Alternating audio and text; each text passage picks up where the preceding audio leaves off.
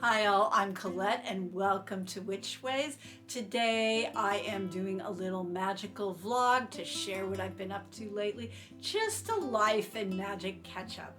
I hope you enjoy. This time of year always just gets crazy busy for me. Here in the Pacific Northwest, we had this really nice stretch of long, warm, sunny weather, and then some delicious warm rain, and suddenly everything in my garden went from being manageable, I just have to get out there and weed a little bit, to being crazy overgrown. This time of year, I love taking magical walks, which is a practice I highly recommend. I start by checking in magically as I'm out on a stroll with the land, the guardian trees in my neighborhood, and any little magical spots along the way that I can find. And I have one I really like. I live in a very urban neighborhood, but there is kind of a park with a creek running through it and some marshland, and one of the little offsets of the main creek is a very lovely boggy swamp that I'm getting a lot of spirit energy from. And I've been slowly introducing myself to it. I really recommend, especially in a very busy city place, going slow because a lot of people come through. And so at first I just always stopped there when I was on my walks and acknowledged this place, pointed it out to folks that I was walking with, because most of the people I know are pretty magical, and just said, this place seems special to me. And so then the next step was that I started offering it some water and just saying something like, hey, I'm a neighbor, I appreciate you. And I am introducing myself with the water and with the wish that you always stay wild, clear, and free. There's also a really strong cedar spirit in that area that I've been getting to know, and I usually take some time to just offer it my breath. One of the other things that happened with the warm weather and the rain is that all my plants went into bloom, and so I've been really busy making cordials for spirit offerings, which is one of my favorite things to do. And this year I tried a new method for making lilac cordial, and the first batch of it spoiled and started fermenting, and it wasn't fermenting in a good way. It was fermenting in a bad way that was going nowhere. So I returned it to the earth and said thank you and started again. And fortunately I had time to do that before the lilacs were done blooming. So I wanted to share round one with you and share what I think went wrong with it. So I took a cup of sugar, a cup of water, put a bunch of lilac blooms pulled off the stem into that sugar and water and simmered it gently for about 30 minutes.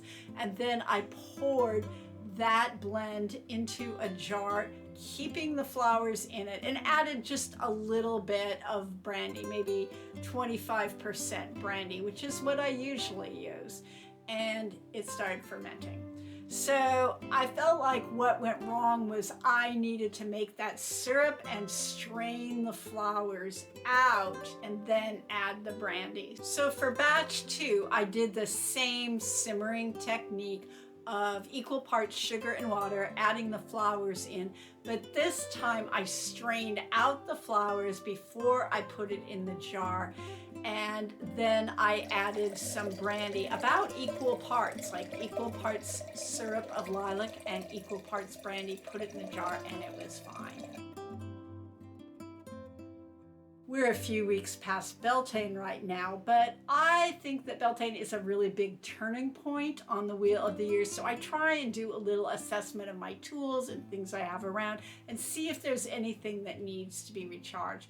And I realized that it had been a while since I recharged the bones that I have, so I took them outside, laid them out at Beltane on the land, and then just fed them with a little bit of water and let them soak up a little bit of that energy of shifting from death into the life of the upper half of the year. I do like to work with bones and my tools at these big turning points. And so for bones especially, I will often try and do this at Samhain, especially if I can do it at a new or dark moon right around that time. I'm pretty excited. Fresh local strawberries just showed up at my local markets, at the co-op, and in some of the grocery stores. And I felt really pushed this year to make a strawberry cordial with some sweet woodruff as an offering for the spirits this spring. But because it was so crazy busy and things move fast, I missed the sweet woodruff flower harvesting season. So a friend of mine up north still had sweet woodruff blooming, and she was kind enough to harvest them for me and soak them in brandy so I could get them the next time I saw her and add it to my cordial. Thank you, Michelle.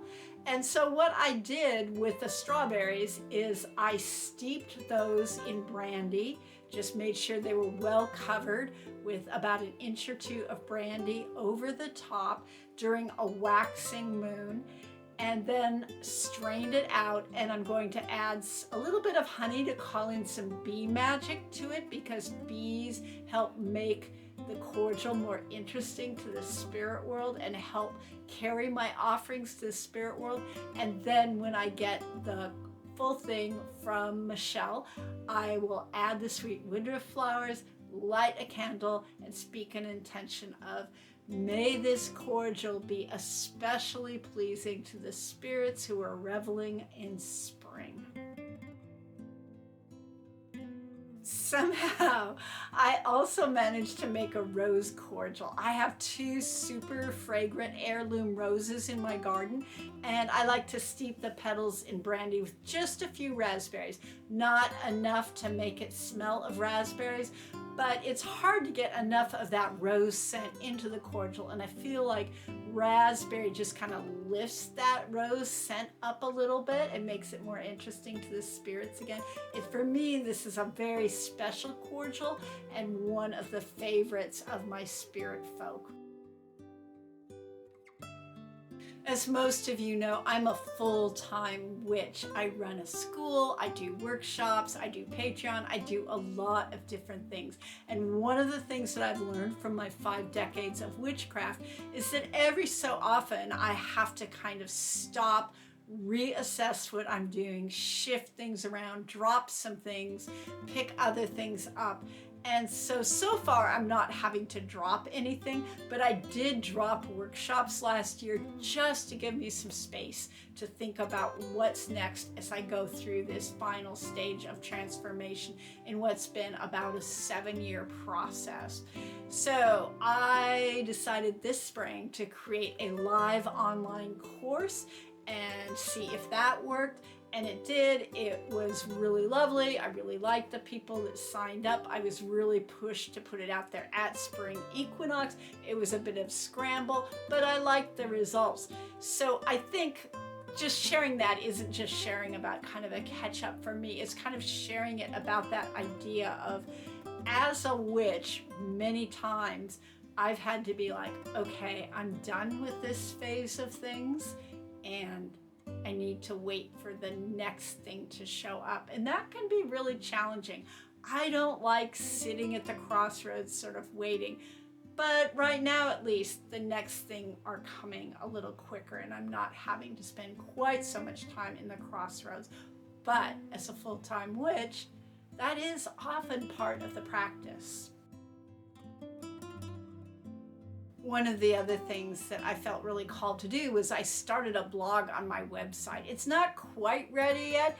Writing has always been one of my favorite ways to connect. I'll let you know when it is. But one of the things I'm finding as a witch is it's a lot of screen time. I'm not used to that. I'm used to having more of a balance between doing witchcraft practices with my daily rituals, spending time outside, doing some spell work, some devotional practices, and doing sort of the admin work of being on a computer, working on my website, etc. But it did get going, and it will be ready soon. So one of the things that happened during that sort of phase of doing a lot of blog work and website work is that I started getting out of balance and I started feeling untethered magically a little bit, like, oh, my team's still around me, but they're not right where I can connect with them super easily. And I wasn't quite sure what to do about that. And it's like, okay, I'm going to have to carve out a day to do some divination and find my way back. But fortunately, one of my plant allies just kind of jumped in fortuitously and gave me some information. And so that plant was my Jerusalem sage. I shared the full story on Patreon, but I'll talk a little bit about it here. So the way this happened was that my Jerusalem sage just started kind of popping up in my awareness through a bunch of different methods. And so I thought back on what I knew about my Jerusalem sage, because it's not one I work with really commonly. Years ago, I did get a very powerful message that the flowers were speakers, and that made me think they were good maybe for magical spirit communication. And the image I had was of them blooming, looking like a group of people standing together, lifting their arms and eyes up to the heavens and the overworld. And so I thought, oh, so maybe about communication with the overworld. And maybe they are. But when I researched it further, I discovered that flower essence folks actually just use Jerusalem sage to symbolize something kind of similar but a little different, and that's the unity between earth and sky. And it helps you root and connect to the underworld while still reaching and connecting to the overworld, to the celestial realm. So my next step is to just ask the plant directly if it wants me to harvest some of it and use it actively in spells, charms, as incense in some way physically, or if it just is there to model and energetically remind me of the type of energy I need to hook into at this time.